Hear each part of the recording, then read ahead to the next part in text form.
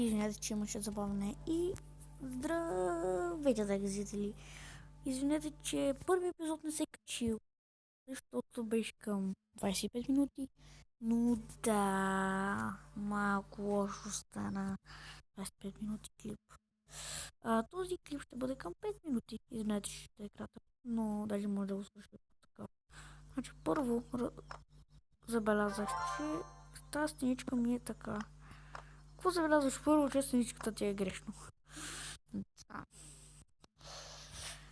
Та хора, мисля да нападна човек.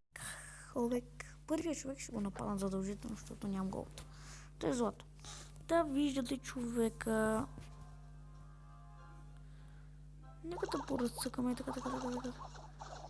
Виждате колко бързо се изстрелват. Те са много по-добри от барбарените. Като има Archer Tower, което малко ме притеснява, защото арчерите са много опи. Ама не разбирам нищо. Да, почти го убихме. И вече играта ни е горе-долу в кърпа вързана. Ако мога да го кажа. Човек опонента има нашия част щит и виждате, ашерите веднага отиват към златото. Започва да атакува, след което този канал ги бие много далеч. И продължава. Не продължи.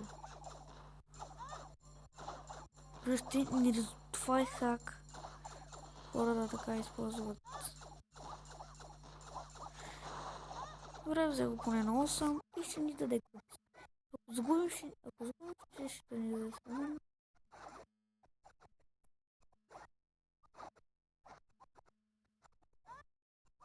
Не може. Това е невероятно. Този човек играе с... Така, виждате, отиват, взимат златото. Ще вече да приключвам това. И да ни дадеха 8 копии. Да, ще взема това. Така, ще взема и още. И вече нямаме. Нямаме еликсир.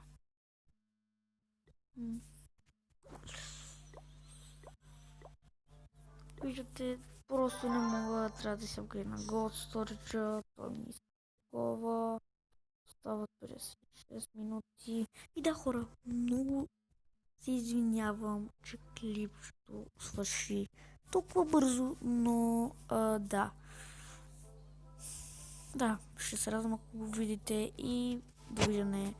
И чао, чао!